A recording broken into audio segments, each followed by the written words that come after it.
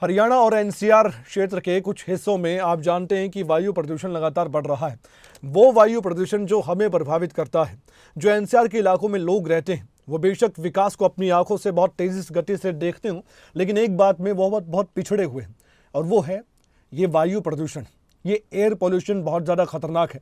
आप सोचिए कि जब विकास की बात होती है, बढ़िया क्लीन सड़कों की बात होती है और आसपास हम लगातार डेवलपमेंट देखते हैं, लेकिन जब हम देखते हैं कि ये एयर पोल्यूशन सीधे सीधे हमारे बच्चों, हमारे बड़ों को और हर वर्ग को प्रभावित करता है, तो उसके बाद लगता है कि हम ठगा सा महसूस अपने आप को कर रहे हैं। क्योंकि जब जब ये एयर पोल्यूशन की बात होती है, तब तब ऐसा लगता है कि इस हवा में ही जहर है और हम इस जहर को सोख रहे हैं।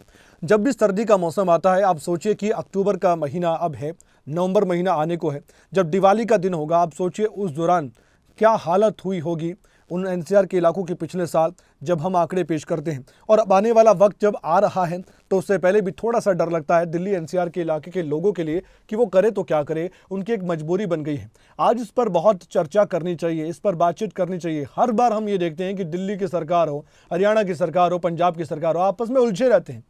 अब जब पंजाब में आम आदमी पार्टी की सरकार बनी है, तो अब बड़ा सवाल यह है कि पराली जलाने के मामलों को लेकर अब दबी जुबान से बातें कही जाती हैं, खुलकर नहीं कहा जाता। लेकिन हरियाणा सरकार अपनी ओर से कहती है कि हमने इस पर काबू किया है। अब तीनों जो राज्य हैं वो कोशिश तो कर रहे हैं कि जो पॉल्यूशन लगातार बढ़ रहा है, इस पर काबू पाया जा सके, लेकिन ये सब कुछ इतना आसान भी नहीं लगता है, क्योंकि प्रकृति के आगे हम थोड़ा सा बेबस हैं। और हमने जो कृत्य किए हैं, हमने जो काम किए हैं, चाहे वो वाहन लगातार बड़ी संख्या में बढ़ रहे हो, चाहे वो हम देख रहे हो कि फैक्ट्रियों का धुआं हो, या हम ये भी देख रहे हो कि हमारी ओर से पराली जलाई जा रही है, किसान भाइयों की तरफ से पराली जलाई जाती है।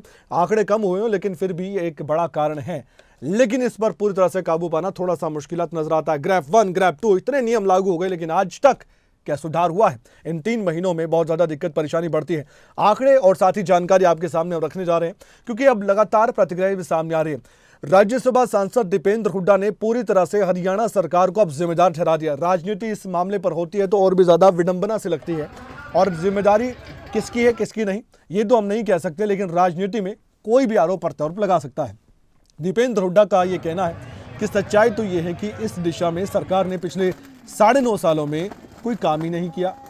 उन्होंने ये भी कहा कि खराब हो रही आबो हवा के लिए किसान के पराली जलाने को जिम्मेदार ठहरा जाना ठीक नहीं। ये तो हम भी बात करें कि पूरी तरह से किसान जिम्मेदार नहीं है, एक कारण हो सकता है। यदि सरकार इस दिशा में बेहतर काम करे तो आज हमारा वायु प्रदूषण इस तरह से खराब ना होता। ये दीपेंद्र हुड्डा कह रहे हैं, सुनवाते हैं दीपेंद्र हुड्डा ने क्या कहा। देखिए, ये मैं समझता हूँ कि प्रदूषण, वायु प्रदूषण एक गंभीर विषय है। और आज एक रिपोर्ट आई है कि 27 सबसे प्रदूषित शहरों में 9 हरियाणा के अंदर वो शहर है, जिसमें अपना शहर भी शामिल है।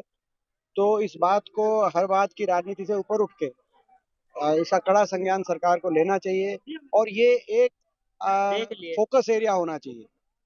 इस गवर्नमेंट का तो ध्यान ही नहीं है। वायु प्रदूषण में भी देश में हरियाणा नंबर 1 आ गया है। और ये किसी एक को या दूसरे को ब्लेम करके नहीं होता है इसमें।